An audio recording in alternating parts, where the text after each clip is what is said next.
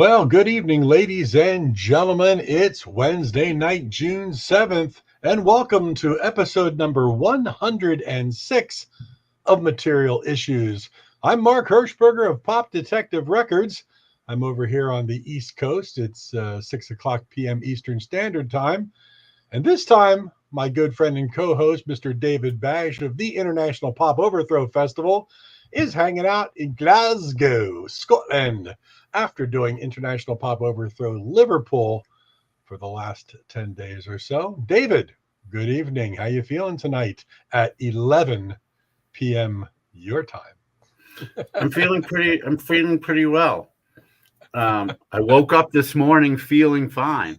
Did you have anything special on your mind? Yeah, COVID, unfortunately. Yes, so we're in Glasgow having a really nice time. Weather has been just great ever since we got to Liverpool. It's been spectacular, and still is. Having fun, laying back a bit here in Glasgow, and just awaiting IPO Copenhagen. As far as how I'm feeling, my fever seems to be gone. Never really had any breathing issues, thankfully. Little bit foggy, I guess, and my sense of taste has been diminished for sure, but it seems to be slowly returning. But you mean your actual sense of taste, not your music taste, or? Well, some people may argue that it's diminished a long time ago, but my actual sense of taste and smell. I've had a cold throughout this process, and that hasn't helped either. But for the most part, I'm feeling fine. I haven't tested for the past couple of days. I'm going to test tomorrow. Hopefully, I'm negative now, but I certainly feel like I am. Hey Barry, how are you? Assuming that's you. Well, if that's Barry in Philly, he's feeling the same as I am because we're under a code red right now. Oh look. My very old, dear, sweet friend, Patrice Salise. Patrice. Nice name.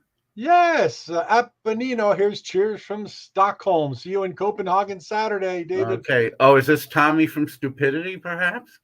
Good evening, gentlemen. Andy Hartley. I just want to say once again a big shout out to Patty Salise, an old buddy of mine from Appanino Ristorante. Good to see you, Patty. I hope all is well. We are under code red, as I said. Canadian wildfires, the smoke is everywhere here. We're supposed to stay indoors and not go out. So I'm a little post-barbecue smoky right now, but good to see everybody tonight. Some people feel that I should have stayed indoors and not gone out and quarantined, but that was not going to happen. Barry, you're right. It's thick. That's what she said. Yeah. I've been masking, and if anyone is waiting for an elevator with me, I tell them, I have COVID. You might want to take a different elevator. Hey, Tommy. But beyond that, I've been going out, I truly feel it's safe these days based upon everything else that's going on in the world. Airlines not requiring testing. Nobody's real. It's COVID has just become a nuisance, and it's something we have to live with. Hey Tim, yeah, we're all covered in this smoke. It's crazy here. It's crazy. And there goes Rena's phone in the background. Well, I mean, everybody, if you're tuning in for, we want to make mention of this right now. Harvey Lisberg and Charlie Thomas with Harvey's their new book. I'm Into Something Good. Harvey managed Herman's Hermits throughout their wonderful career, and then he went on to manage 10cc among other bands after that. They haven't checked in yet. We don't know if it's a connection problem or an information problem, so we'll keep you updated. They're supposed to be here tonight, but they may pop in at any moment, and when they do, we'll have them up here in Material Issues. So absolutely, just so we know. Yeah. Meanwhile, I guess we just have nothing to talk about because Mark and I can never come up with anything. We can never talk about anything, which will only go on for 2 more hours probably of not talking at all. But one thing I wanted to bring up, we always talk about, I know you're doing a lot of purchases right now in Liverpool and Glasgow and Edinburgh Hadn't tomorrow. gotten to not quite Edinburgh yet. Oh, The new Anne Margaret Born to Be Wild LP. ha. Oh, look at Anne Margaret in front of a chopper. What this is I mean, I mentioned this last night to Spaz on his Ski Lodge show. He wasn't really a fan of this album, but I'm digging it. It's really cool, and it comes on Coke bottle green vinyl. Very cool. All Now, kinds of. what is that? What does that album cover? It's all covers, and she has guest artists playing on all of them. Like she does "Rock Around the Clock," and you got Joe Perry from Aerosmith on it. "Bye Bye Love" with Pete Townsend. "Son of a Preacher Man" with Steve Cropper and Brian Auger. "Earth Angel" with the Oak Ridge Boys. "The Great Pretender," Paul Schaefer. "Can't Take My Eyes Off of You" with Cliff Richard.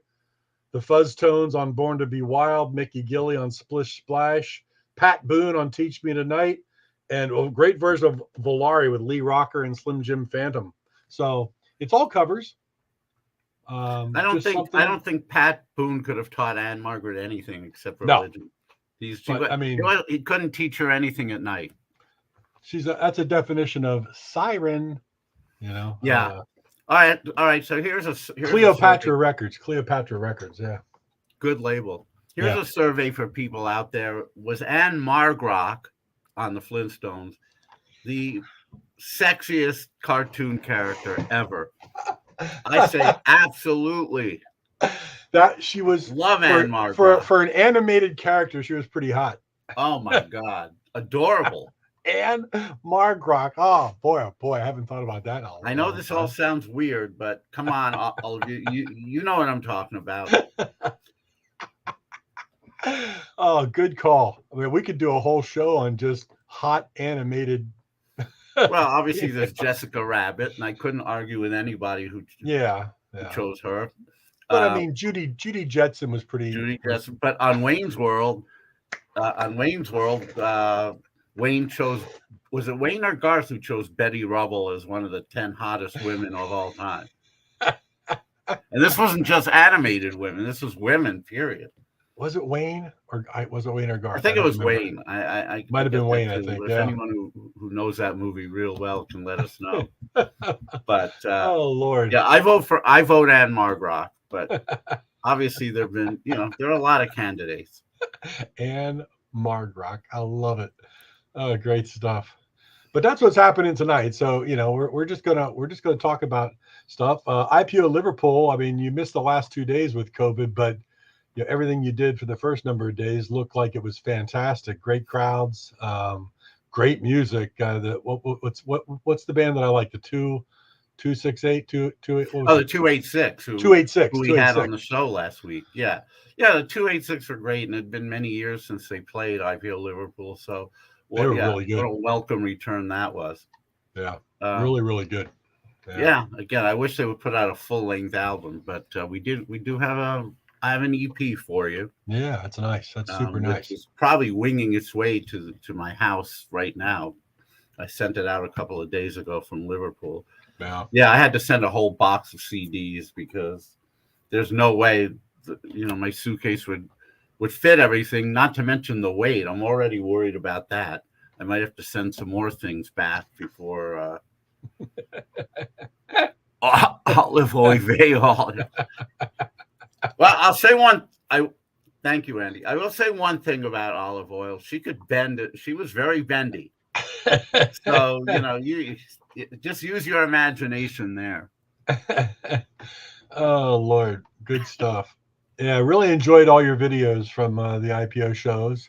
I think Rena, she's in the background. She did a great job the last 2 days. So yeah, I've been actually posting.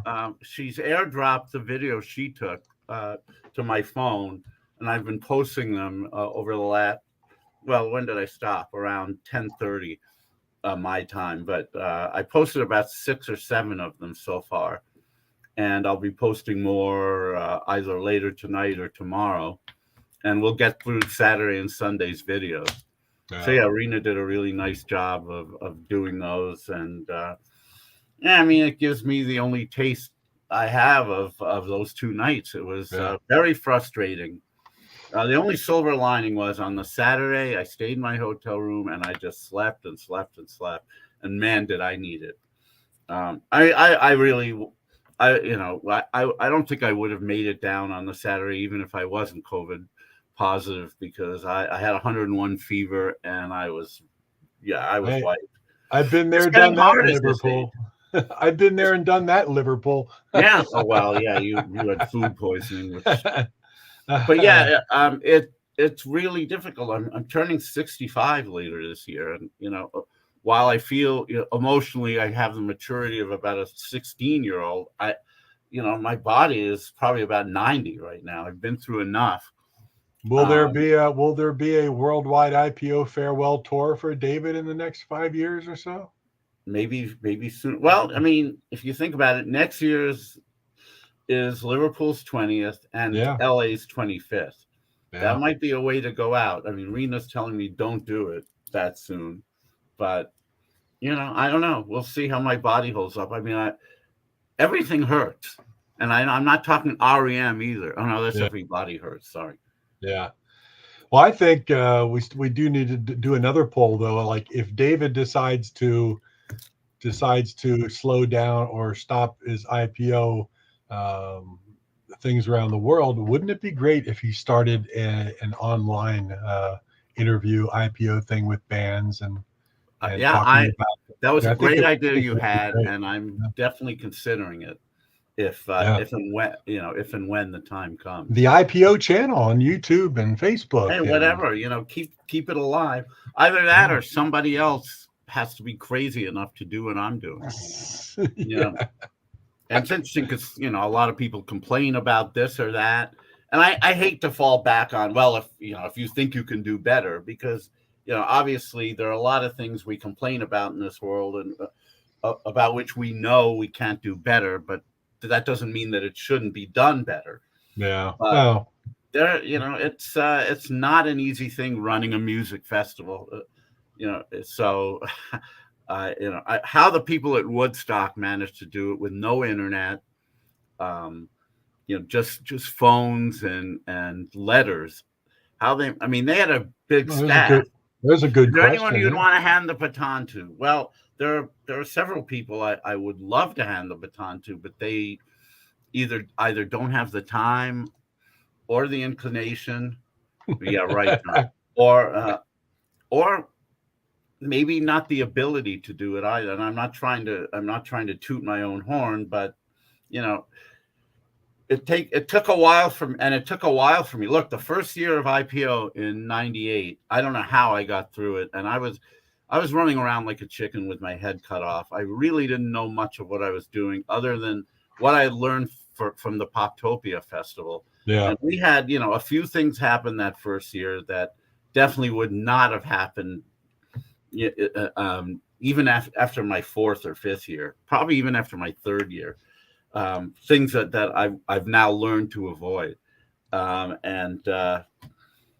you have to go through a learning process. So anyone who took over from me would have to go through that process also. And ultimately, I'm sure they could learn it, but they'd have to go through it, and there would be mistakes, and people would have to roll with that. Yeah, there are definitely people who I wish I could hand it off to, but I just know they're not in a position for many different reasons. They're not in a position to do it. So I don't know. Yeah. I guess I'll, if I know in advance that I'm going to be ending it at some point, I will certainly look for a successor. If not, then I'll try to keep it going online, and Then you write your book. Well, I would love to do that, and I've spoken with Jamie Vernon about it. Yeah. Well, about a book on IPO. I've never talked about doing my own. I mean, how many people would want to buy my autobiography? I don't know. I mean, God, would it be worth even writing? I mean, I'm sure I'd sell a few, but I don't know. Outside of the IPO circle, nobody knows who I am, and probably that's a good thing.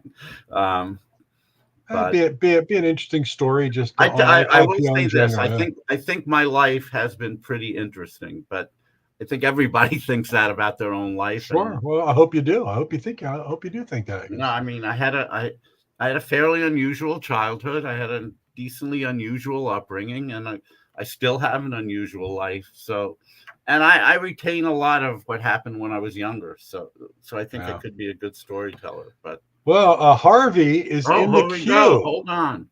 Harvey, you can hear us. We're going to introduce you in 1 second. Thank you, my friend. I see you in the queue. Hey, Harvey. In 1 second, Harvey. Wonderful book. Yeah. It's coming up. Well, as you said, we weren't sure if Harvey was going to check in here, but he has. He's in the queue. We're going to introduce him momentarily, which is fantastic. I did want to make mention of my old friend Patty Solis here, if she's still on. She was in the music business, and I forget who did you work with promoter wise, Patty? Big Daddy Graham, I think.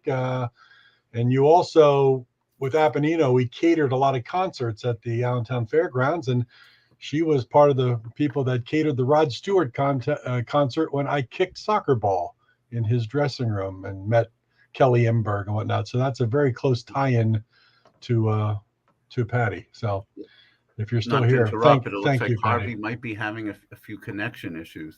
Yeah, we're watching Harvey's connection.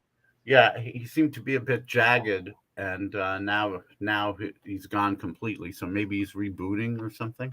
Well, as we told people at the top of the hour, Harvey Lisberg and Charlie Thomas supposed to be on here tonight with the new book "I'm Into Something Good," which is Harvey's time managing Herman's Hermits and 10cc, among others. Yeah, among many things. But we're waiting for his connection to maybe get back in there. And there he is, trying to get back on.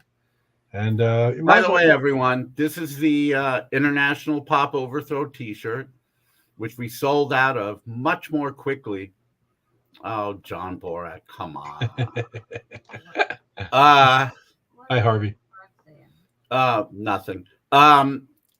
This is the black version of it. It's a beautiful, beautiful T-shirt.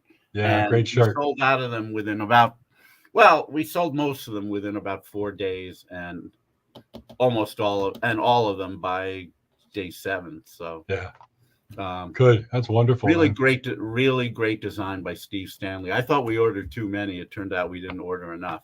But enough of that idle chit chat. It's time to introduce our esteemed guest. Yes, he did manage, among other bands, the great Herman's Hermits and 10cc. He's a songwriter as well.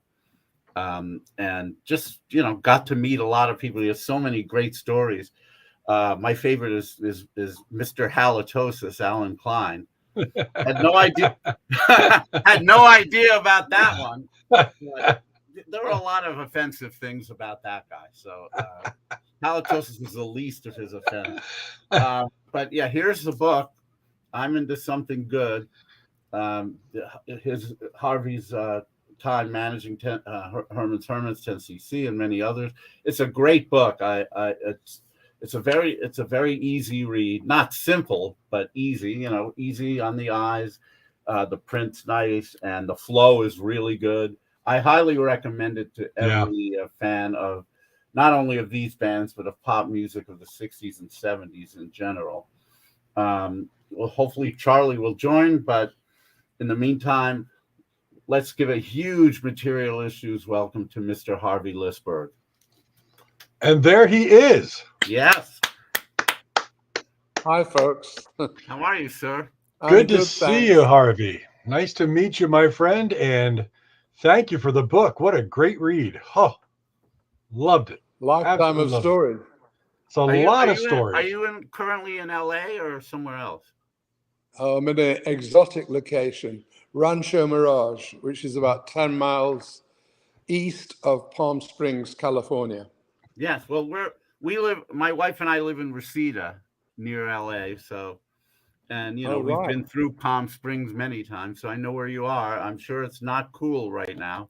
It's not bad. It's very cool, actually. It's 12 degrees below average. We're having the opposite of a heat wave. A cold wave. The temperature is only 82. Which, believe me, Palm Springs needs. If you've ever been there, during the summer it can hit 120 or so. Easily. Yeah, that's, you got to stay indoors. But Yeah, it really is a wonderful book, and a couple of things I should tell you before we talk. I do this music festival called International Pop Overthrow. I've done it for this will be our 24th year in LA, and we just finished our 19th year at the Cavern Club, which I know Hermits played. Yeah. We just finished that. I'm in Glasgow currently. We're waiting to go to Copenhagen to do the festival there, but. Deck Leckenby's daughter, Cara, had a band called Red Vinyl Fur, Yeah. who, in our early years of the festival in Liverpool, they played it a few times. Oh, Lek was a lovely person. Yeah, and so his family, all the I could family tell. were lovely. She had great things to say about him as well. It's lovely, man. So I thought maybe you'd want to know that, but. So let's start from the beginning. I mean, tell us about your upbringing in Manchester. I'm Jewish also. My dad's from Israel, but I was I was actually surprised. I shouldn't have been surprised, but I guess I didn't know about how the cotton industry had brought so many Jews into Manchester. 1902 was the year that cotton was king in Manchester. It was the most powerful city in the world. All the wool mills were there, cotton mills, and everybody came there. Egyptian cotton. It was incredible. Many factories, and so it attracted the Eastern European, not only Jews, anybody from Eastern Europe that was in sort of persecuted, the Jews particularly through all the pogroms in Russia. And they all moved across, and the poor ones ended up in Liverpool, and the rich ones ended up in New York. So from Liverpool, it sort of got to Manchester, and that was how it all began. But they were all merchants, and they did very well. My father's father, I think, got started in the rag trade, which was they used to get clippings from mills, sort them out, and sell them. It was just like waste trade, and it was but the cotton business was enormous, really enormous. We had the monopoly. Another thing you said when you were a child, and this resonates with me as well, you said you developed a strong sense of self-confidence by having a very loving family. Yeah, I can't overemphasize how important that is, I was the only child to my mother who wanted to have more than one child, but unfortunately, because I was a cesarean in those days, I don't know what they use, a butcher's knife or something, she couldn't have any more children. So I was the only child to start with. And then I was the first grandchild of a very close-knit family. So I was just smothered all the time with love, and it gave me a tremendous sense of the opposite of what I hear from other people who had very unfortunate backgrounds and didn't like their parents. Well, talking about being Jewish, the Jewish family was very important. And I always thought that the non-Jewish friends that I had were kind of more distant from their parents than I was with my parents. They just seemed to be different. I don't know why. I'm not relating it particularly to one religion or another. It was just people at the school, the parents treated the kids differently to my parents the way they treated me. I'm sure of that. And then I was so confident about anything, I could take the world on. I was going to be the only stockbroker in England that was Jewish, because the Jews couldn't get anywhere in England. They couldn't get arrested. My wife, who was a very good tennis player, went to Harrogate Ladies College. It was a boarding school. And this was in 1954. And the coach wanted to take her to Wimbledon to be trained. But they got a message back from Wimbledon, we're very sorry, Carol can't come because she's Jewish. So that's nice.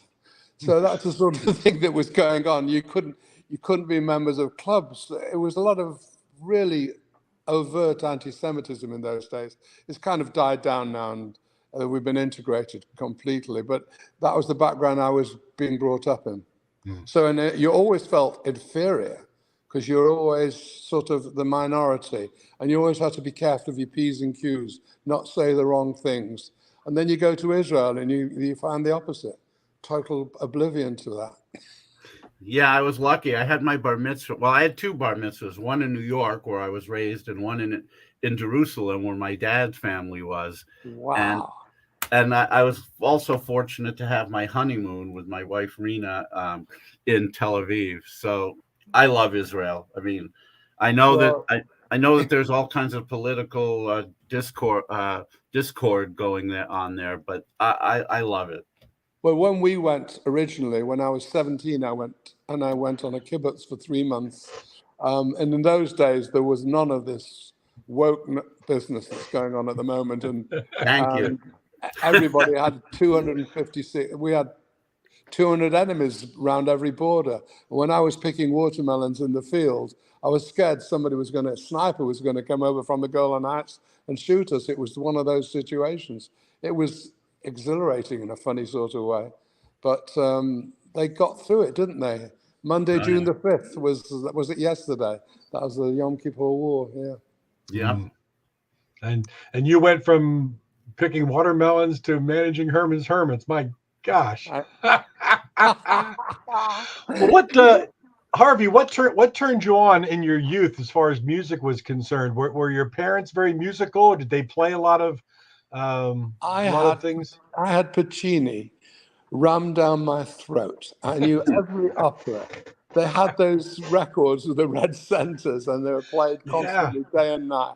And I got Puccini through both ears.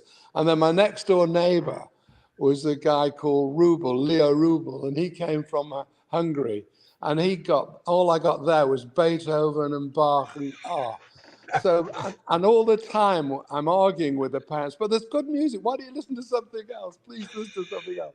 They didn't want to know. So my father was the first violinist at Manchester Grammar School, which is probably the best school in Manchester. And he then went into the army in 1942. And he was with the American forces actually in Italy, and he was in a band there. And he played the saxophone and clarinet. So he was pretty musical, so the music was in the family, and I think, and then as far as I was concerned, as a teenager, obviously started listening to the radio, and we didn't have anything but the BBC, which were very sparse in playing popular music. We got our music from the American Forces Network and Radio Hmm. Luxembourg, and Right. that's where I heard, on one of those stupid crystal radios that we all had, where you could hardly hear anything but crackling, and then in the background you might hear an American song. And then then of course there was rock and roll. There was skiffle, rock and roll, and the whole thing took off from there. Oh yeah, yeah. Well, you had to be Buddy Holly, Gene Vincent, Eddie Cochran, all the rockabilly stuff. Everly Brothers. Everly Brothers. Oh my It was gosh, yeah. interesting because I saw the list of artists you rattled off in the book, which included Lonnie Donegan from the skiffle world, but I didn't see Elvis. Was that just an oversight, or was he not a big favorite of yours? No, Elvis was part of the rock and roll era I'm talking about. That probably would be about 1957. I mean, I don't know who was first, Bill Haley or Elvis, but they sort of followed on. No, I loved Elvis. I mean, Jailhouse Rock, yeah, Heartbreak Hotel, all the Love Me Tender, Wooden Heart. I knew every one of the words of every song, and of course, um, I just I loved Elvis's music. I didn't leave him out intentionally. But there's a lot of other people I love Chuck Berry. Oh yeah, that's true.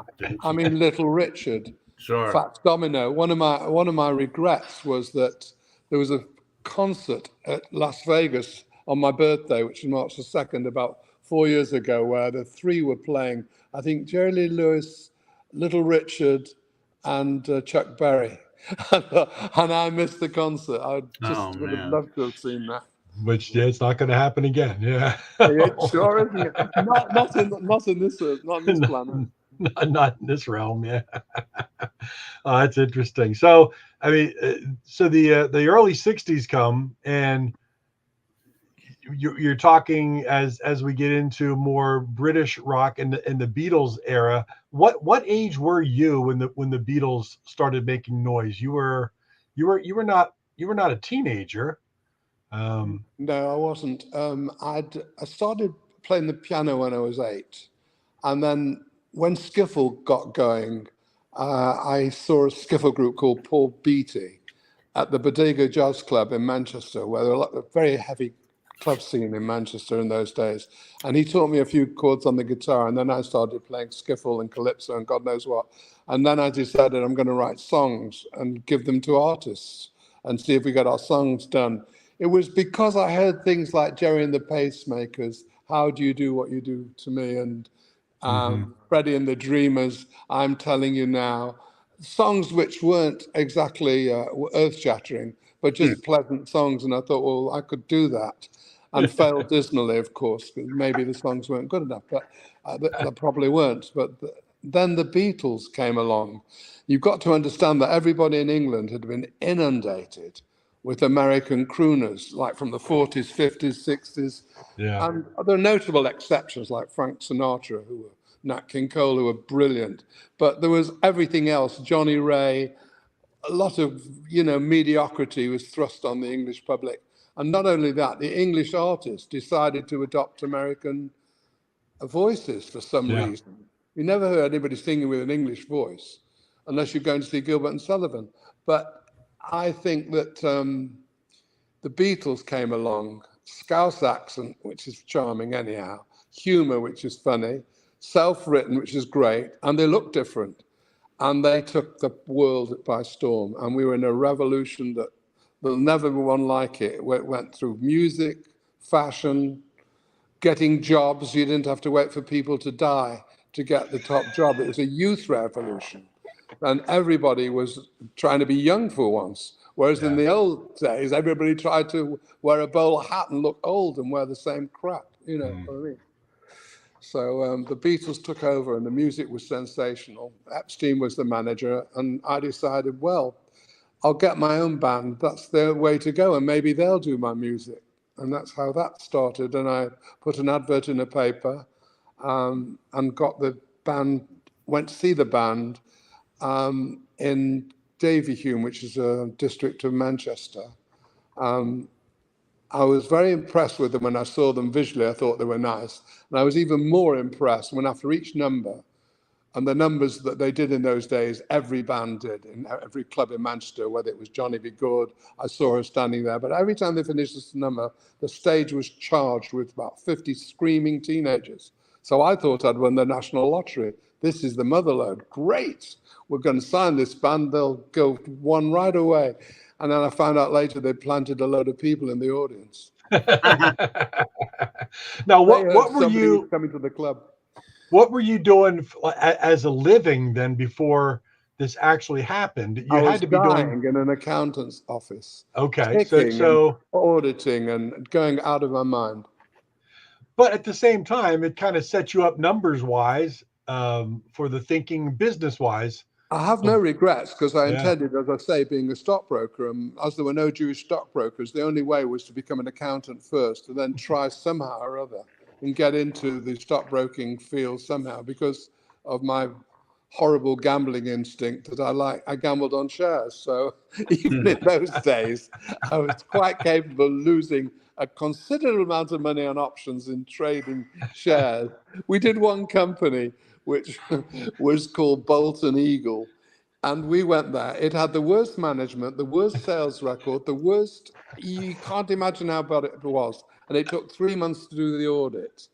And I knew this company was going down the tubes. So I decided to invest a pile of money in put options at a price something like 7 or 8p, thinking the thing was going to go into liquidation. Well, what happened was it was taken over at 11, and I was wiped out of any. No, it's right, because I shouldn't have done it in the first place. Right. I was like an insider in any case, but it was hysterical. And I said to the guy, "How could they?" And I was with these accountants that didn't know I'd been doing this, and I said, "How can the company do that?" And they said, "Oh, well, they're just going to." It was one of these mills that we're talking about, cotton mills type of things. Oh, they'll just disintegrate everything and sell the thing off piecemeal, and they'll probably get the money back. So that was my first effort in the stockbroking field. I still do it today. I'm still losing today. Now the band you were just talking about, I assume that's Herman's Hermits? Herman and the Hermits, they were called. That's right. At that Herman, point, it was Herman and the Hermits. And the Hermits. And the Herman at the time, people were all girls because Peter Noon had that sort of boyish. Well, he was a boy, and he had that charm. Well, I think it's more than that. I think if you went to the Cavern, you wouldn't see many boys either. I think the majority of fans were girls, and screaming girls at that. I mean, every Beatles concert I saw, I never heard any music. I just heard shrill, shrieking girl females in my ear. So I think there were mostly girls in the concerts, yeah. And they liked Peter because he was clean-cut, Catholic, blue-eyed, boy next door. One you could take home to your mother. If a Rolling Stone came home to mother wanted to commit suicide. And Peter was very young when you first saw him. What was he, 15 years old at the time? He was 15, and when we went to America, I had to go to Bow Street's Magistrates Court in loco parentis, because to take anybody that's under 17 to America, they either have to have a parent or a guardian, and I was the guardian. Meanwhile, John and Paul were the guardians in clubs in London, switching lemonade for vodka tonics with him. Of course. But the amount of confidence that Peter Noone had to have had as a 15-year-old performing had to be mind-blowing in and of itself. He was actually an actor, and he had been in Coronation Street, which is the biggest TV show in England, and he was Len Fairclough's son, so he had some acting. And he was a natural, and he was cute-looking and cheeky. He had a protruding tooth that was very strange and different. There were so many things about him. He was bubbly, and today he's very good on stage. I saw him about 2 or 3 years ago. I was very impressed how much, even now, he's become a really all-round entertainer. When I saw him, they did Mrs. Brown, You've Got a Lovely Daughter, incidentally. That was part of the act. He's also a great pitch man for those Time Life CDs, the infomercials. Yeah, I saw that. He's great at that. Yeah, well, he's very naturally, he's good, and he was good as a performer in it as well. I mean, not only was he good as a host, he was very good at performing the songs as well. It was nice. Do you think, as I was reading the book, it occurred to me that Peter and Davy Jones, also from Manchester, had a lot of similarities in that they were both actors. They were both very young looking, and young. Well, I think charming. It was intentional. Donny Kirshner had it all worked out. He was going to have a band called the Monkeys. They were going to be a TV band, and he was going to do, and I think he modeled it probably on Herman's Hermits, probably. But yes, certainly Davy was a Herman. Yeah, definitely Herman type. Yeah, and everyone was a Henry. And I was very funny. I like it. He's changed. Did you see on the PBS program? In Henry VIII, he says second verse same as the first. Right. And on the PBS program, he says fourth verse even worse. I love it. Now I have to. Before we get too far into the book, I have to mention about one of the opening salvos that you put in the book about the Nebworth show with the Stones and 10cc, and you said about the guy who came out and started masturbating in front of the crowd and covered the microphone because he came to completion, and your quote is, "That's not going to improve the sound." Well, it's funny because I was in a total state of shock having witnessed this, and I got a letter from somebody that read the book, and they said at the time they were in the audience, and thank you, Harvey, for confirming that what I saw actually happened, because he wasn't sure, because he was so drugged and out of it, whether it did actually happen. And I sort of gave the recollection. I've never seen anything like that in my life. Lord. It was 10cc in another way. Exactly, but it was probably 100cc. I don't know what it was. Well, but see, that goes back to what their album was named. That goes back to what David said in the beginning of the show when we talked about, when you came on, how great of a read the book is. It's very descriptive. It's very flowery. It's very, it puts me right there in the moment. And when that book starts off with this guy coming on, I could see it in my head, and I'm just laughing. And then when you said that can't be good for the sound, What a great It's the salvo. things he did for love. I've got I to give suppose. credit to Charlie Thomas there because, I mean, we did it together and he Yeah. wrote it. I mean, Yeah. I just reiterated the story, and quite a few of the wry comments, the humorous ones, are from him. We share the same humor, different football clubs, and the same music taste. Yeah, but it's just yeah, I highly recommend the book to everybody. It just flows so well. The stories are incredible. And you've just been involved in so many things. And you were right there in the 60s when it was all happening. And that, for fans like David and I who weren't quite old enough to be in the midst of it happening, it takes us right to a time and place that we wish we could have experienced. I think it's the most extraordinary 10 years of music. Anyhow, I don't know about anything else, because all these songs were given to different artists to start with. There was a massive first-class material going around. So the music, the Beatles opened the door, and then all these different bands came and more music. And it was just anybody that was born through that period and was old enough had lived something which is very special. I don't know if there's anything like it. I just No, was very lucky. definitely not. I say it's like being born in California, because I was born in Salford, and February in Salford is horrible. It's damp, it's bronchial, it's grey, it's awful. And those people in California are going out in their shorts and looking at blue sky. So that's why I ended up in Rancho Mirage, by the way. There you go. Well, as you know, we had a pretty bad winter for us, but that doesn't usually happen. Sorry. So you see Herman's Hermits. You say, I'm going to manage this band. How does that all come about, and how do you meet Mickey Most? Yes. Well, I went back to Peter's house, and Peter Noon, and met his parents. And there's a piano there, and I started plonking around some music on it. Tell me what I say. And Peter said, "Do you want to join the band?" I said, "No, thank you. I'd like to be a manager." That would have changed your life quite a bit. Well, actually, when I was in Israel, I was on stage with Shlomo Carlebach, who was a rabbi that was like a Jewish Elvis. And when I went, that was in Jerusalem, we were on stage, and I followed him around, and I used to play the guitar, and he got me to go on stage with him. So I'd been on stage a bit, but it wasn't for me now. I wanted to get my songs done more than anything. The management didn't mean that much to me at that stage. I just wanted the band to do my songs, and they did. And they were submitted to the BBC, and it was rejected. And the irony was that I got my B-side with Charlie Silverman, my ex-partner. We wrote a song called Your Hand in Mine. It was the B-side to I'm Into Something Good.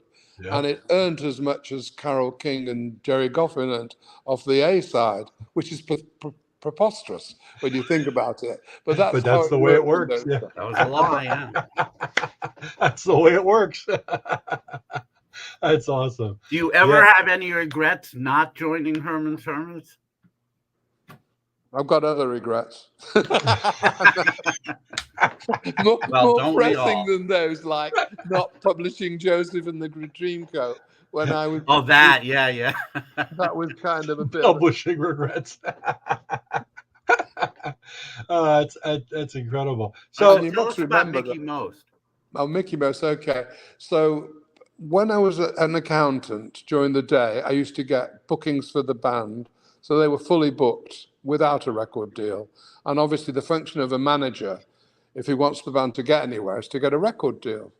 And so I happened to be in a lunchtime venue where office girls used to go and jive at lunchtime to bands. And I was in the office of the manager, Terry Devine, and I saw EMI had a very nice stationery with red top and with EMI standing really, it just stood out about a mile. And I said, "That's EMI, yes." I said, "Do you mind if I borrow the letter?" So I borrowed the letter, and it was from somebody called Derek Everett. So I wrote to Derek Everett saying how much we liked him and how we were big fans of his, or there's some other nonsense. And he wrote back and said, "Would you like to come and see me?" And I said, "Yes." And we went down to see him. And I walked through the door, and he said, "By the way, I know you're trying to get a record deal for the band, but I'm nothing to do with A&R. I just put records physically into dance halls. So my face dropped. I thought, oh my God, I've come all the way to London. I've given this guy a load of bullshit, which was a waste of time anyhow. But he said, by the way, there's a record called House of the Rising Sun, and we've got this new kid on the block called Mickey Mouse. Would you like to meet him? I said, yeah, great. I loved House of the Rising Sun. It was sensational. And I thought, well, that's a great idea. And I went to Mickey's office, took a photograph of Herman's Hermits. He liked the look of Peter on the photograph, which is really a good photograph of Peter. And he said, yeah, I'll come and see the band sometime. And of course he didn't. And then about 3 months later, I thought, well, I'll have this brainwave.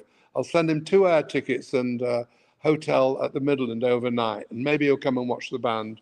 And he did come up. We went to see the band, and that was really good. He liked the look of the band, and we went back to the. I was in my mother's car in those days, the clapped out Triumph Herald, but I had the luck to have put in the first record player in a car with independent suspension. It was a Phillips. I can't believe it didn't skip. That is amazing. Yeah, well, because it was sort of on an independent suspension inside, but so the thing moved with the bump, so it stayed on the record. Anyhow, he puts this record and said, "Do you like it?" And it was Earl Jean's "I'm Into Something Good." And I just flipped. I thought, oh my God, that is sensational. Yeah, I love it. He says, well, get rid of 2 members of the band and you come down and we'll record it. And I thought, oh my God, get rid of 2 members that have been doing all those dates and building the thing up. It was very difficult, but Peter and I had to do the dirty work. We told them they had to leave the band because with no choice. I mean, you don't turn down an offer like that. Mm-hmm. So they left, and when I drove out of the Peter's house in a Bedford van that we had, which took all the amps around in the group, everybody went in this van, and in the middle of the road, there lies Alan Rigney, just lying in the middle of the road, so you couldn't get past him, and I had to swerve to go on the pavement. And Alan has a track record. His father was in jail for a capital crime, and I was terrified that somebody was going to come behind me the next 2 weeks with a knife. I wasn't very brave, and I wasn't sort of macho. I was really scared, but nothing happened, and he turned out to be gay, which we found out later. He was a sweet guy, unfortunately died pretty young, and he was very, very good looking. He looked like Marlon Brando, that kind of strong look. And he could play the guitar very well, unfortunately. But so that was the end of him. The drummer. Yeah, as you pointed out, the Pete Best analogy, of course. But I think about this. You were about 20 years old at the time, and you're doing all this stuff. So many band managers, producers, engineers. Everybody's like, in their early 20s. That would be unfathomable right now. It's just amazing how people were so much more mature when you were growing up than they are now. And I mean, a 20-year-old at that level with, managing a hit-making band, you couldn't possibly imagine that now. It was a new industry, though. The Beatles had created a completely new wave of thought. And the managers were really reasonably intelligent. I mean, Brian Epstein wasn't a fool, and he was a real gentleman. And he was very honourable, and you didn't need a contract. We had dates with the Beatles booked at £15, which is very little. And then the record was number 1, and they came and did the date for the price, which is very commendable. Andrew Loog Oldham was very bright, young as well, no fool. I mean, there was certainly a very intelligent man. I don't know. I can't generalize because I don't really know. There are also idiots as well. Well, yeah, sure, in every business.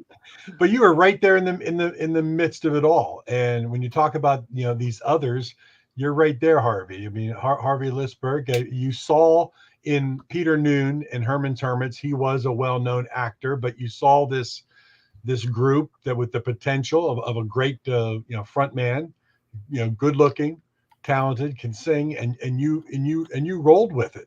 And at a young age, to put all that together and and throw caution to the wind. As you said, it was a brand new industry, so you were just kind of rolling with it, and it worked out. I mean, it worked out wonderfully. It just worked out wonderfully. Yeah. You There's know, lots it's of just luck involved and sure. timing, and you've got to be in the right place at the right time, and you've got to have a thick skin and be able to take rejection till the cows come home. Yeah. But you had Well, that self-confidence that you developed Yeah, from your that loving parents, counterbalanced and it. you Yes, needed and it. Yeah. all my friends used to say, "What are you wasting your time with that load of rubbish?" Honestly, and I just took no notice because I said, "Well, they're fully booked. I've got the date sheets. We're earning a lot of money. We're all very well off. We don't have mortgages. We don't have 5 Ferraris in the garage. We're doing very nicely at the moment with that money." And they said, "Oh, it's a waste of time. Get yourself a proper job." And then the record hit #1. Oh, it's a one-hit wonder. That's the next thing I got. Everybody, it's a one-hit wonder. The next record died on its arse, and we were a one-hit wonder for a few weeks. And then Mickey, For a few weeks. I love that. well, it's the truth, because Mickey Mouse counterbalanced it. He realized that Show Me Girl, which was unlucky, it came out the same time as the Shangri-Las, which is also a thing about a kid Leader of getting the killed. pack. Yeah. Yeah, leader of the pack getting killed in an accident. So that sort of took the steam out of our record. And I still like Show Me Girl. It was a very well constructed song. And the demo at Goffin King Centres was fabulous. And it was a disaster. So Mickey rushed something else out. I think it was Silhouettes with a magnificent guitar riff in it. And that went to #2, I think, or something like that. And then we're off to see the Wizard. And then, of course, Mrs. Brown, you've got a lovely daughter, becoming #1 in the States. It is amazing how the States really took to the whimsical kind of silly songs that they did. If you analyze it, one of the reasons is the American ear is seduced by the English accent for some reason best known to the American ear. So when I went into a drugstore and I said to the girl, "Can I have whatever it was?" "Oh, are you from Australia?" "No, I'm not. I'm from England." "Oh, stick around. We like to hear you talk." Anyhow, that went on all the time, and it was the main way of picking up girls was just to talk a load of garbage in an English accent, and they were fascinated for some reason or other. And then we did a few normal hits, "Can't You Hear My Heart Beats," "Listen People." We did various hits. And for some reason, Mickey was doing an album and he didn't have the last track. So he said, "Have you got anything else to the group?" "And we've got this track we do in the act." And they didn't really want to put it on because it was a bit of a joke, really. Anyhow, they did it one take. Mickey recorded them without them knowing it was being recorded, completely voiced and everything in one go. Boom, took 4 minutes. Then, right, we'll put it on the album. The album comes out, and all the DJs in America who like the English accent and was charmed by this song played the backside of it. It was played all the time. And Mickey said, "I'm not putting that out as a single, no way." And the record company says, "We'll pay you on 600,000 records if we don't sell one." I'm not interested. Mickey wasn't interested. Various reasons. A, he didn't think about it. B, he didn't get a cut on it, to my knowledge. And C, he just, he was totally contrary to his conception of his own ego, because he could take no credit for that whatsoever, really. It was like telling an engineer to turn the knobs. Anyhow, when they'd offered him $1 million to be prepaid on, I think his godfather, Alan Klein, probably whispered, "Mickey, you're doing me." He's probably got to the stage where Mickey probably wouldn't have ever put it out. But I think Alan Klein probably whispered in his ear. And Alan Klein decided, once it had done what it had done, he wanted to be a film producer. And he decided he's going to do the film, "Mrs. Brown, You've Got a Lovely Daughter." And then he got in touch with Trevor Peacock. And Alan Klein was kind of running the show from the film side. And he got this huge deal with MGM, which involved films and records. And everything that went on was pretty sinister because nobody really knew was going on and who was getting what. And it was my theory as a manager was I was very lax on minutiae in a contract. I didn't give a damn. I thought, well, we'll get the contract, and if it's not right, we'll change it later on. And that's what happened with 10cc. We signed a contract with Jonathan King, which really was a joke. Not a joke compared to the original EMI contract with the Beatles, but nevertheless a joke when he was getting more than each member of the band, which I thought was a bit strong when you think about it. He was getting more than the whole band put together, I mean, himself. And he totally refused to negotiate. He would not change it. He was public school, and we've got a contract, you stick to the contract. So in the end, the group said, right, well, we're not going to give you any more product. You don't let us go. And that's how that was developed. Going back to Alan Klein, we won't talk about the halitosis anymore, but it was shocking. Another and on purpose. another this is one of the most fascinating stories in the book to me. Another Jewish record man, one who had, shall we say, a shadowy reputation, Morris Levy. The story that of course, you were invited to meet him. You couldn't turn it down because who knew what he would do? Because there were a lot of whisperings about how he was kind of a heavy, connected to the mob, all of that good stuff. And so you do go to see him, and he has this brilliant idea to put Herman's Hermits on at the Apollo Theater in New York, which of course is a big theater in Harlem, very well known for showcasing rhythm and blues acts. And he wants to put them on. He wants to put Herman's Hermits on there, and he kind of threatens you that you think it's preposterous, which it was, and he kind of threatens, well, if you don't do it, something bad might happen. I didn't say that, did I? I didn't say that. I mean, you just took that innuendo.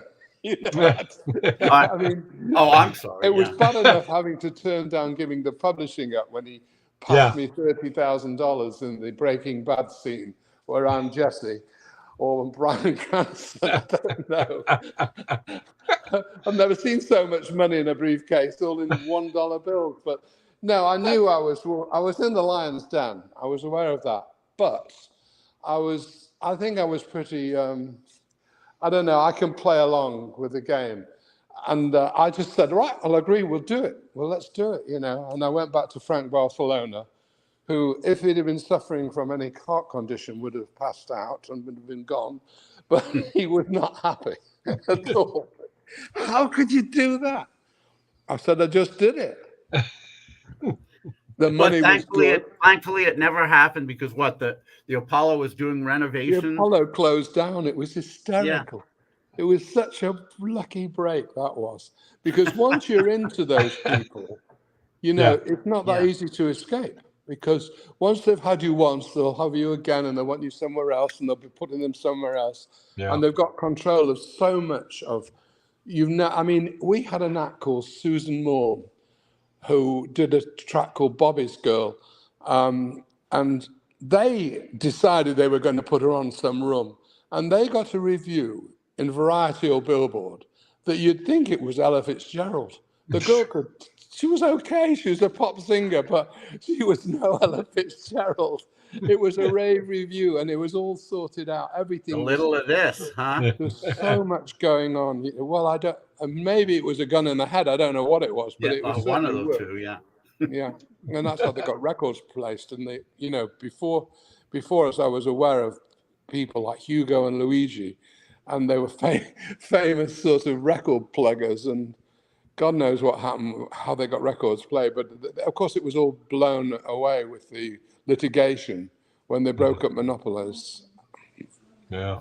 Wow.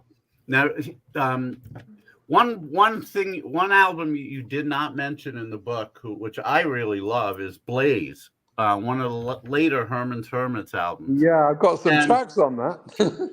There's some amazing tracks on it, and I actually interviewed Peter Noon about 15 years ago for Goldmine magazine. I guess it was an email interview, and he told me he had done it from a plane that he was on. And I asked him a question, and I thought this answer was, yeah, I mean, it was really a surprise to me. But I asked him, when you guys put out Blaze, was that an attempt for you to be taken more seriously as a band by journalists?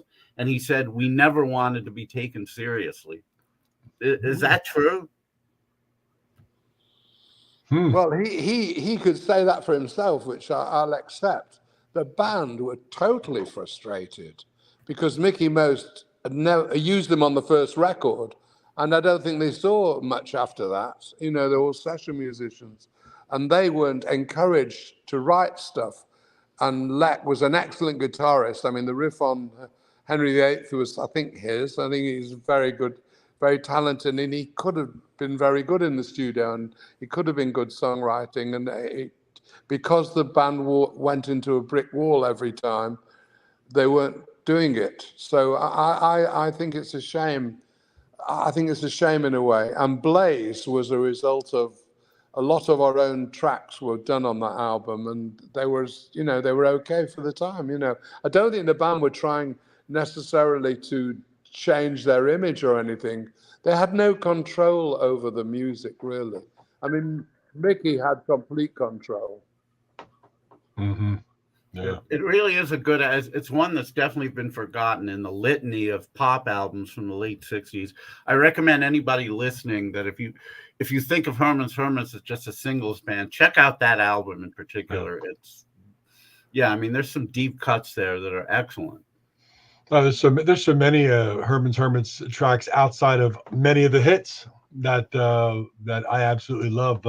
Sentimental Friends. I was just listening to that my again favorite. today. I love it. And that's such a wonderful song. But that's Jeff one of the Stevens. videos that you watch him sing in the black and white video. Yeah. You can tell there's a turning point in Peter Noone and Herman's Hermits, because that's not a video filled with the big smile and the over the top pushing and acting of the song. It's a very, you can tell that they're kind of winding down or wearing out, even at a very young age. But a beautiful song.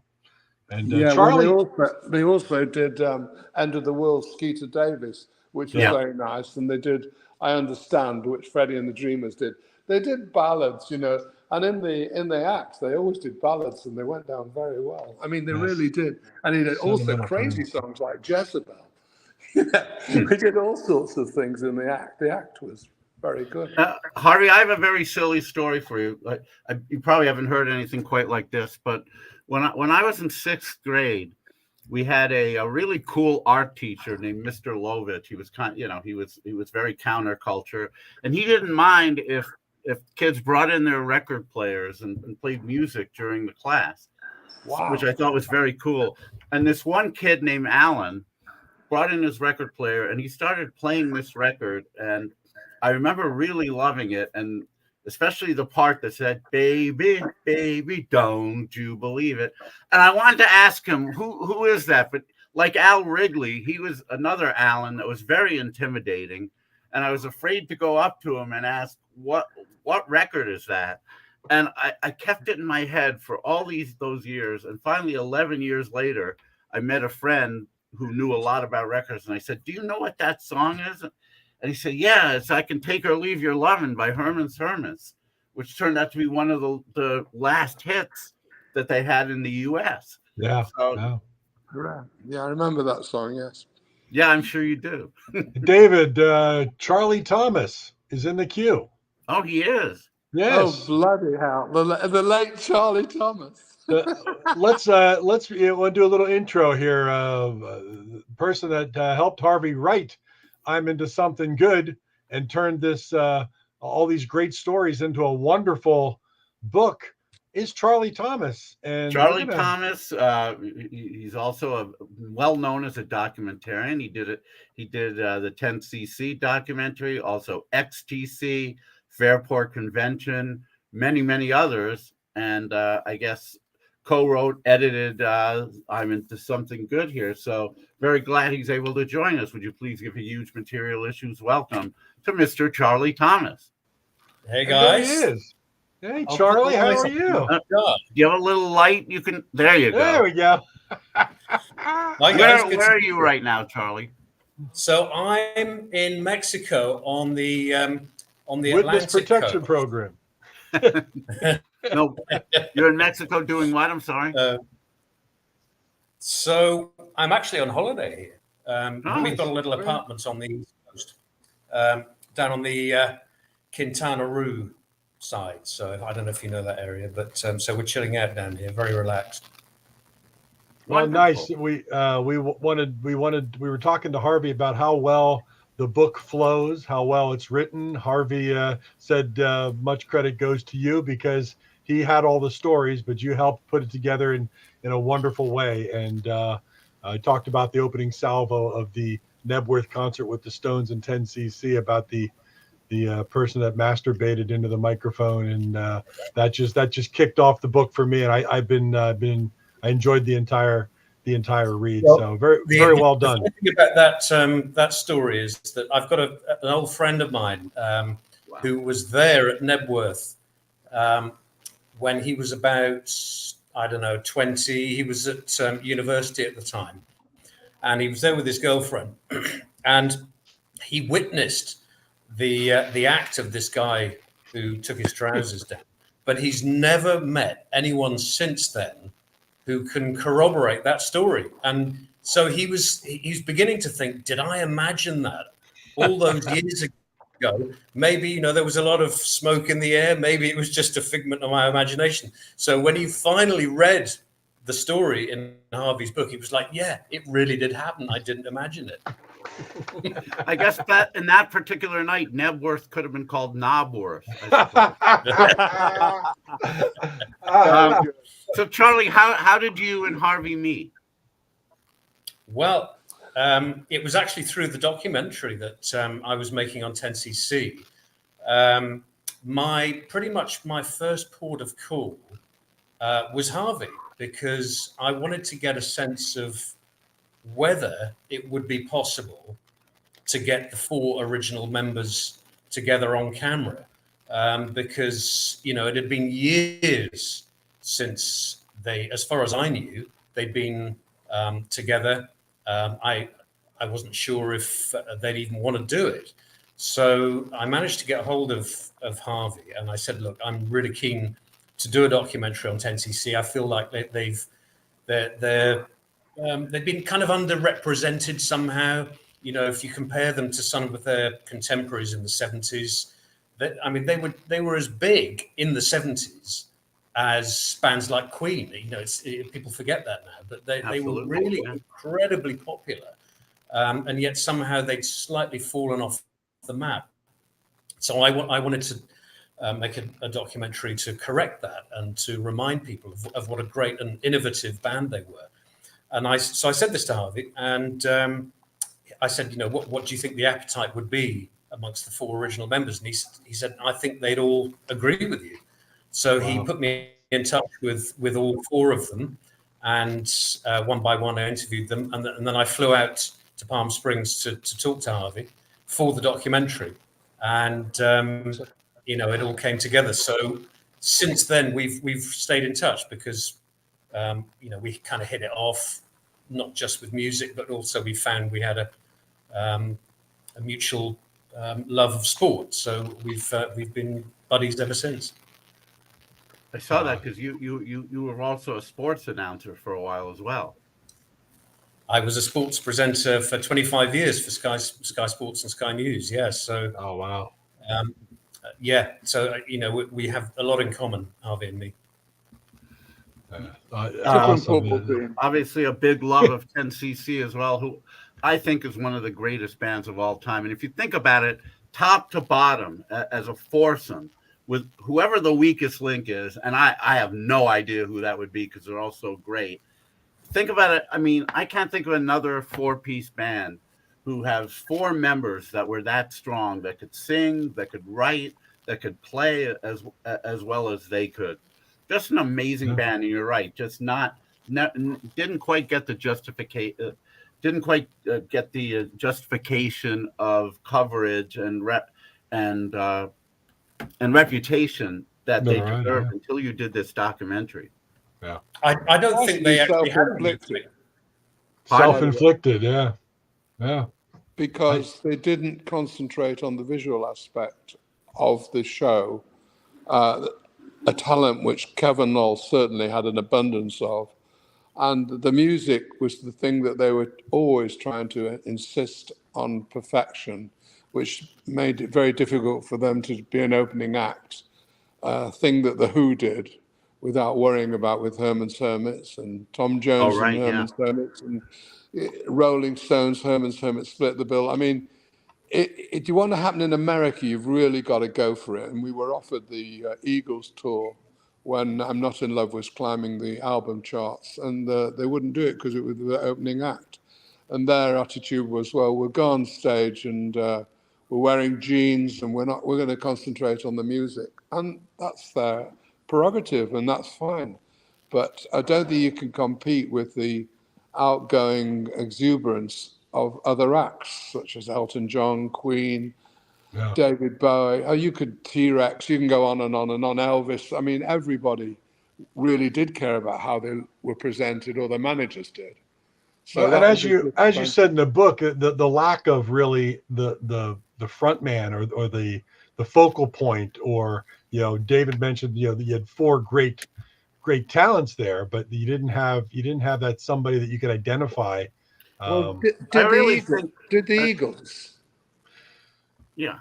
Yeah, it's a very good point. No, they didn't, and I really think Lal could have been a front man. He definitely had the most outgoing personality, at least on stage. Always smiling. You look at the Life as a Minestrone video, for example, and he's smiling throughout the whole thing. Well, of course, it's a very cheeky song, but you could tell he's really enjoying himself. Yeah.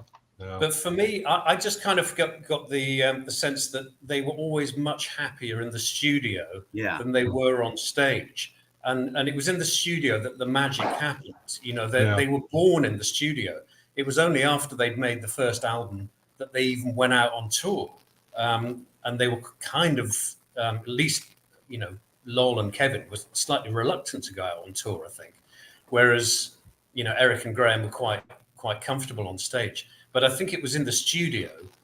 That's where they were really comfortable, really at home, and it was their own studio, of course, so they could. Yeah, they had no limitations. They could do whatever they wanted. Yeah, creating these extraordinary songs that had everything, and you were saying who might have been the weak link. I don't think they had a weak link. They all brought something to it, something different.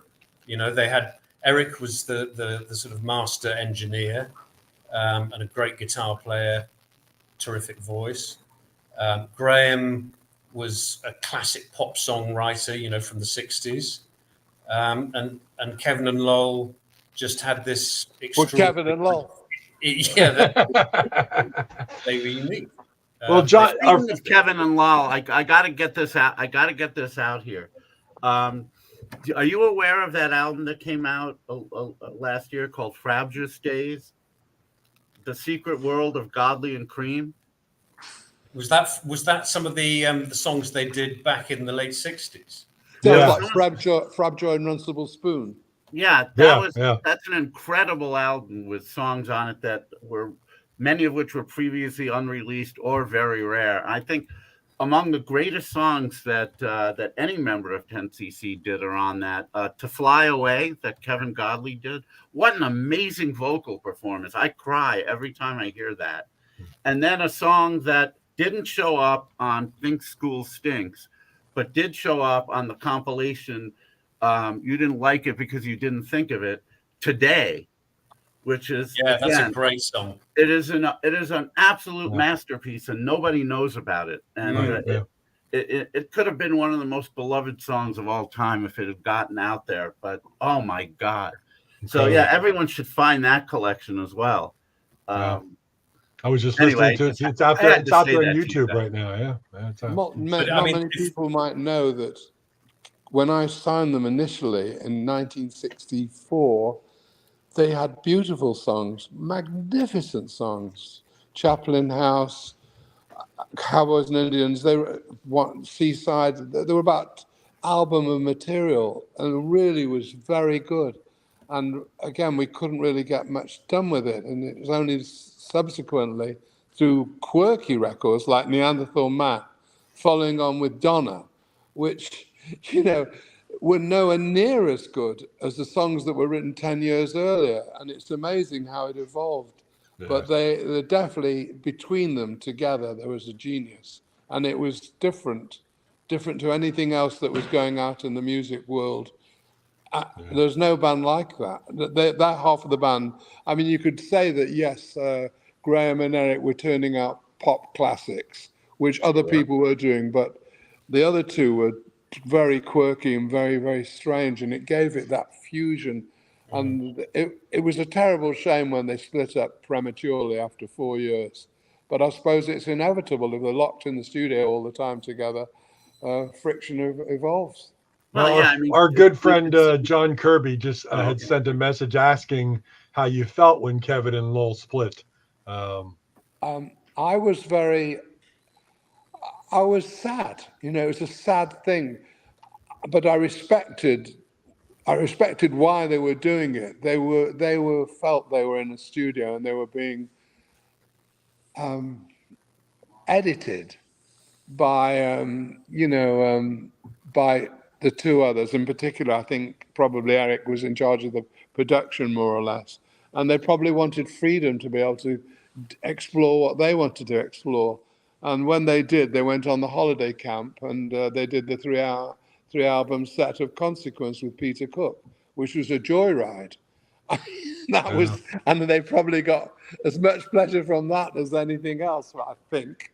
But how was that even able to come out? How did that get greenlit by the label? You've got to realize how big 10cc were, and you're splitting the band in two. And 10cc, fortunately, evolved into what they evolved into, which was a good job. The Things You Do for Love became a huge hit because that was very useful, to say the least. And now they had Consequences in Kevin Lowell, and it was going to be a single album.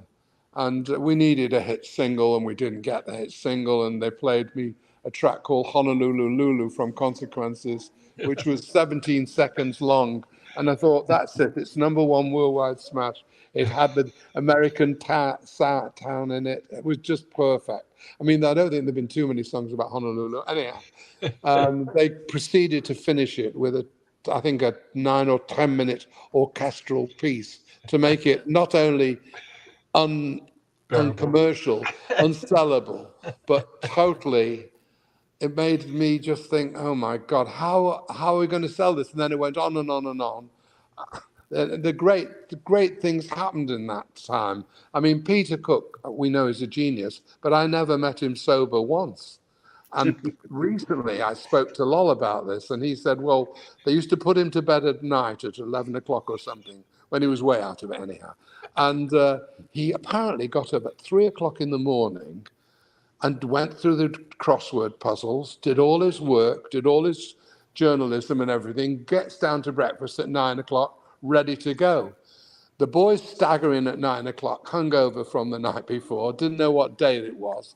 And by the time they get round to doing the studio at 11 o'clock, he's out of it again. It's hysterical. It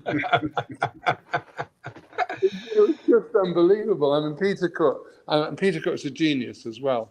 And he knew what a gambler was. I think he must have been a big gambler himself. And he has some wonderful jokes on Consequences about how his father had lost a fortune on the war. He'd backed the Germans. Things like that. I mean, they're just so out of it. It's just brilliant. Charlie, what was the time period from really start to finish with a process like this with this book, and how do you do it? What's the process in putting something like this together? I'm always curious. I mean, I'm sure different authors have different methods, but the way I worked with this was to meet up with Harvey for a week of daily interviews, which I recorded. So we would talk, from breakfast until the end of the day. Yeah. So I ended up with like 30 hours of material, which I then had transcribed. And then it was a case of, because obviously with conversations, they can range from everywhere, all over the place. So time periods, the first thing is to try and organize it into some kind of shape, and then decide, the shape of the book, what's going to go into each chapter, and to keep it in Harvey's voice, right, and filling in little gaps here and there, but essentially just stripping out sometimes things that may not be of interest, fleshing out other parts of stories that we maybe didn't go into in much depth, but that's kind of how we did it. We actually go back material that we didn't use from later on in Harvey's career. Harvey decided, and I agreed, that sometimes with autobiographies, the latter stages of a career maybe not as interesting as the early stages, and sometimes books go on a bit too long. A lot of autobiographies and just you think, okay, we've had the best of the story here, and then we've still got another 100 pages to go. So we decided actually it might be better just to cut it while it was still interesting.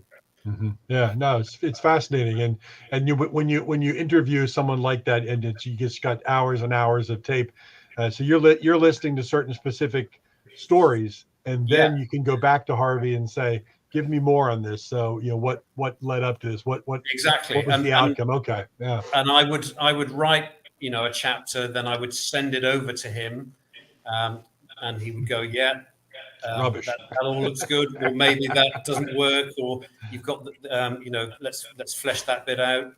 So it was a constant backwards and forwards, but it was. I'm happy to say it was generally pretty harmonious. Yeah, it was great. It was. Yeah. Harvey, I have a question. Speaking of later in your career, if looking at some of the bands who've been around in the last, let's say, 15 years, if you had a chance to manage any one of them, which would you choose? Who would you like to manage from today? Yeah. The Killers. They were a great band. I get that. I just love the song. I love the music. No, there's are you including solo artists? Are you talking about any artists? Sure, anybody. Right. Well, if I had to go in the rap thing, I'd have Eminem. I think he's a genius. He was fantastic lyrically, and he had some great. Stan was a great record. Trying to think. Are we talking? I'm trying to think date-wise. The acts like the Counting Crows, they were kind of 90s, weren't they? You're talking more recently, aren't you? I mean, I don't really have an answer for that particular. But the interesting thing with Harvey's career, I think, is that in the 60s, and one of Harvey's great gifts is to spot a hit song. Yeah, it's amazing. He did it time and again with Herman's Hermits. He did it with Tony Christie and Neil Sedaka, with Amarillo. Whereas with 10cc, they were completely self-contained. So that side of his ability wasn't actually used so much with 10cc because he didn't have to go and find songs for them. But he's a brilliant spotter of hits. Oh, throughout the 60s, it's amazing. It's mind-boggling. It really was. The songs that Harvey picked and had involved, it's just amazing. Amazing. Yeah. Wow. I don't want to take too much credit for that. You've got to give credit to Mickey most. Mickey, sure. I mean, but I could pick hits from other artists. I mean, in the summertime, I know that's the number one worldwide without just like that, and that was what was happening in the 60s. The songs were such high caliber. I don't think they are today in any way comparable. And I think the whole music industry is now moving towards AI. It's going to all be different. Basically, the musicians are still great. And so we've got to hope for the future that they will adopt the new technologies with a bit more sympathy than the other people have done in the past. And how record companies have been terrified of Napster, Spotify, God knows what. And at the end of the day, they move over to them. And it's going to be the same with AI. It's going to be It's magnificent things that are going to come. And then, who do you want to manage? I mean, are you talking about how much you make most money? I wouldn't like to manage Taylor Swift. Yeah, I would like to manage Adele. I mean, it's all personal, you know what I mean, to how you feel about the music. I think and with that in mind, I'm going to send you a copy of our latest compilation CDs, 3 discs of pop songs from bands who play my festival all over the world. I would just be curious to see if you think there's a hit potential on it, or maybe there would have been 30, 40 years ago when radio was actually playing melodic music.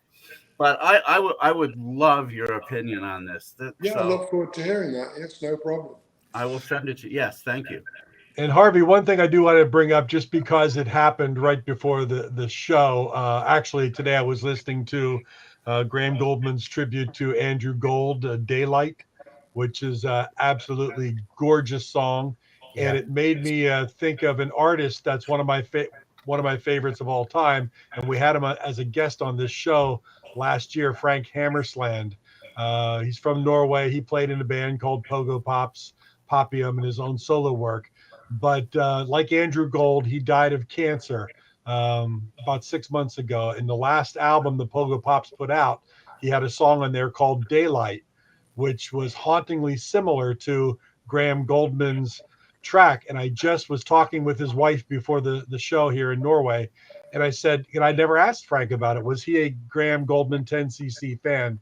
And she said he was over the top, huge 10cc and Graham Goldman fan. And I never put those two things together until right before this show. And I told her I was going to mention that to you, Harvey. And in Frank Hammersland's memory, that's just something that just amazing. The transcendence of 10cc, Graham Goldman, and all that wonderful music into an artist that was very big for me as well. So just had to get that in, Harvey. It was really a nice story. Beautiful story. Yeah.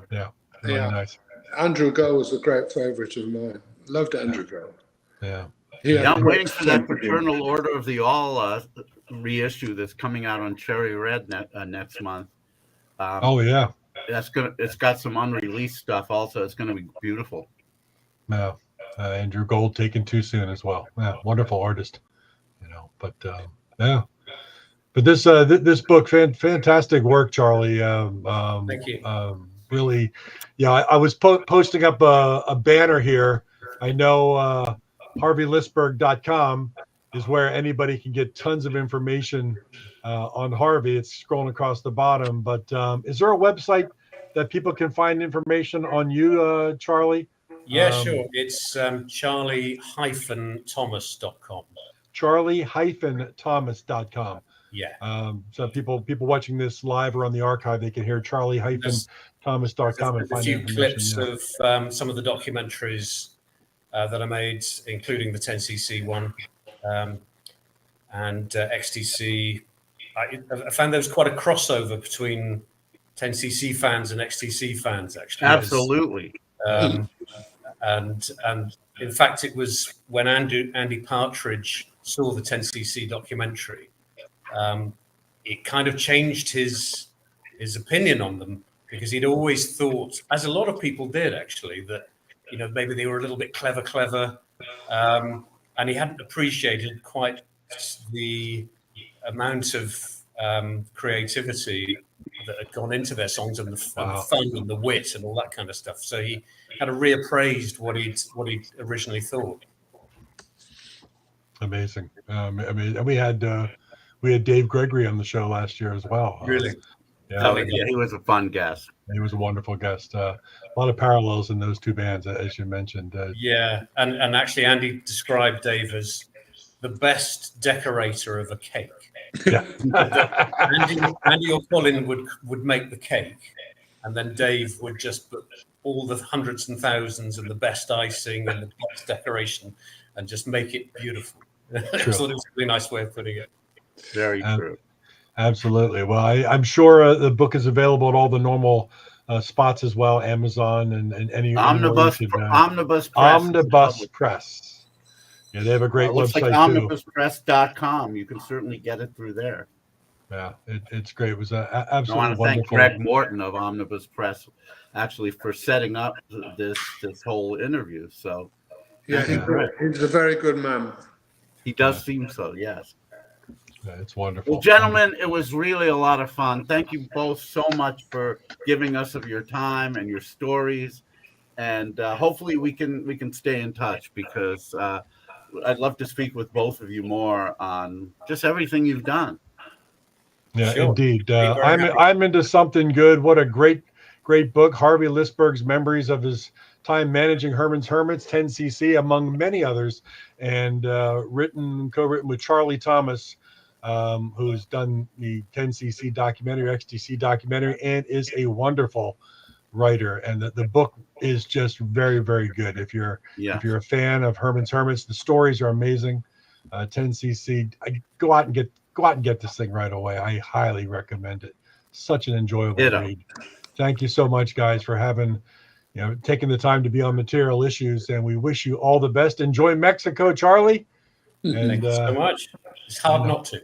And Harvey, health, wealth, wisdom, and you be good, my friend. Wonderful to talk to you. What an honor. And I'd love to come out and visit. You're not far, so. Well, you should do.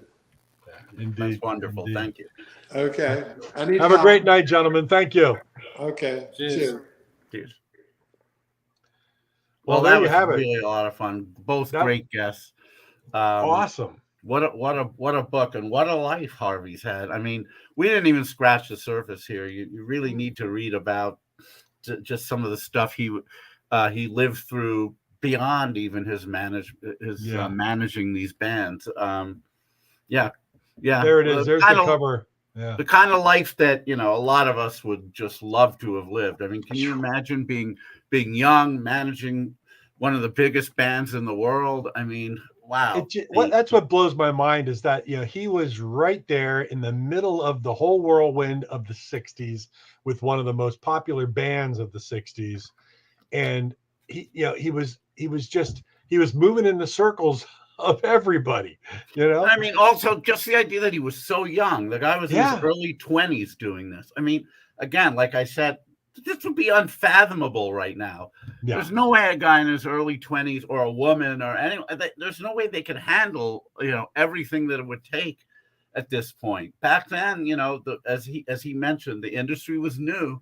A lot of stuff was developing, and things were happening at the seat of your pants, and it was basically, did you have enough guts to just ask to do stuff?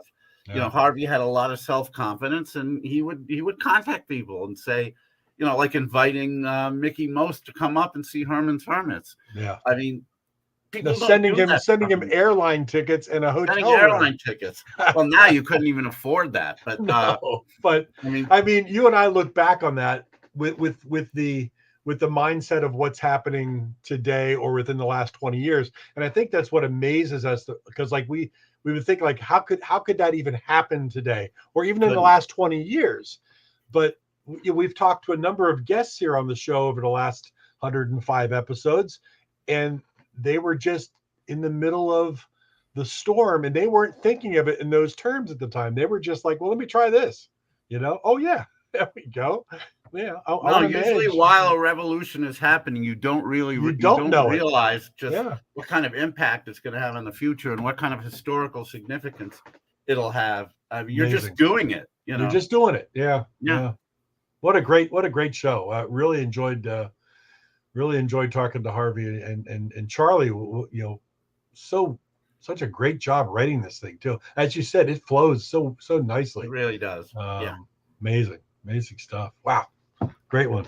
All right, so let's talk about what we've got coming up. It's coming up.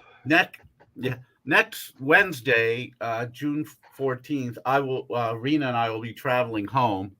We'll be leaving Copenhagen, stopping at De Gaulle Airport, believe it or not, for 3 hours, and then flying to LA. So that's going to be a travel day.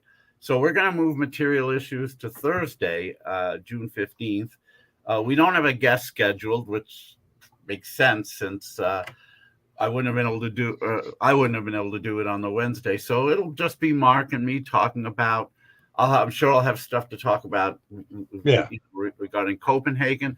Maybe in the meantime, we'll try to do a feed from IPO Copenhagen. I mean, why not, right? Yeah. If everything works out well, we'll do something on either Saturday or Sunday. Whatever we figure out, I'll make an announcement on Facebook on the material issues page, and see if we can make that happen. Yeah, it'd be fun. Yeah, it's part of joining the Facebook group. You'll get a little notification, or you can always watch the archives at materialissues.com. So right, and then the following Wednesday, the 21st, we have two men who are partially responsible for this show happening, because we named it Material Issues, partially in honor of the band Material Issue. And we're going to have bass player Ted Ansani and drummer Mike Zelenko of Material Issue on as our guests on June 21st. And I'm sure, I know them pretty well. They're both really good guys, and I'm sure they'll be fine guests. And they'll have a lot to say about the band and Jim Ellison and what they've been doing lately. So that should be fun. Then again, we're going to move to Thursday the following week, Thursday, June 29th. We're going to have the great Gem Records artists, the Midnight Callers, who have a brand new album out that I think is going to set the power pop world on its ear, because it really is emphasis on the power, emphasis on the pop, and they do it really well. Big shout out to Marty Scott and Gem Records for releasing such a fine album. The release date, I believe, is maybe it's the 23rd of June, which would be the Friday. So we're going to have them on a few days later, and we'll see how the release show went, and the impact of it. We'll talk to the band about how they got to where they have. So that should be a lot of fun as well. I was just listening to it today. As you said, it really rocks. It's got a lot of power to the pop. It does. Yeah. No, they've got it. They got it down. Yeah. So all right. So that's where we are. Hey, good stuff. Well, let's wait till next week for the what do you call the game again? I don't know. I haven't really. It's what we did with John Borak last week, where I give you two tracks from top 100 of the certain year, and you tell me which one you think charted higher. So I guess you could call it which charted higher. Yeah, who's higher? But Tim, nice. Oh, nice rattled humming heart. Holy crap, is it good? Indeed it is. So that's I don't know what we call the game, but it's kind of fun. It's interesting. I told John Borak he had to get 7 out of 10 to pass, and he did get 7 out of 10. Got it, yeah. So, and I know I'm going to have a few more years, I guess. Yeah. What am I going to have? 15 years? I don't know. It's going to be 15 years. What do you think would be fair? Do you have to get 10 out of 15? Well, whatever 70% of 15. Who's higher? Which is 10.5. So yeah. So you got to get 11. We'll make it 11. Make it 11. It goes to 11. It goes to 11. And it's not easy. I saw the one you played with John, and there were a couple where one was number 3 and the other was number 8. It's like, how the hell can you be sure about which one is higher? But yes, or just like the two of us, which one of us is higher right now? Well, I'm definitely high on life and lack of oxygen right now. And Kentucky Fried Chicken flavored potato chips. Yeah, they have in Glasgow. They have an American candy shop, and there were a lot of American candies and other snacks in there. But then I saw these Lay's KFC chips, original recipe flavor. And interestingly enough, there's nothing American about these at all. You look at the back, and the ingredients are in just about every language but English. So where in the world this came from, I have no idea. But they're pretty tasty. I mean, my COVID addled sense of taste right now is a bit off, but I could tell they got a little bit going on, so I'm They glad got I a bought little one. chicken kick. Yeah, a little chicken tip. So Good stuff. I'll finish this bag, and tomorrow we're off to Edinburgh, which Nice. For a day. We'll do some sightseeing, do some record shopping, and then Friday we're off to Copenhagen. We've got the festival on Saturday and Sunday, and then we'll hang out for a couple more days as tourists and as bloody tourists. 10cc, and then we'll head home on Wednesday. So anyway, this was a lot of fun. This was great. This was a terrific amount of fun, and the book is fantastic. I'm into something good. Harvey Lisberg. Definitely, everybody listening, Thomas, everyone listening, I guarantee it. If you're a fan of Herman's Hermits or 10cc or just 60s and 70s music in general, just how the whole process worked, definitely check out this book. Great book. Really enjoyed it. Really enjoyed reading it. And we've always got the irons in the fire. So stay tuned here on the Facebook group or materialissues.com. Maybe we'll get Elvis Presley one day. I mean, Jerry Glanville, the football coach, believed Elvis was alive, would always leave 2 tickets for Elvis and a guest to the game. So who knows? Maybe we'll find him and Jim Morrison and get them both on. And they can say thank you. Everyone thought people still think the Lizard King is alive as well. So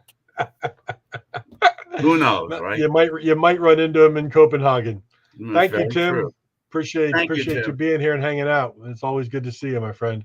But everybody have a wonderful evening. Absolutely. We're going to see you next Thursday for episode number 107. So you bet. In the interim, stay happy, healthy, grateful.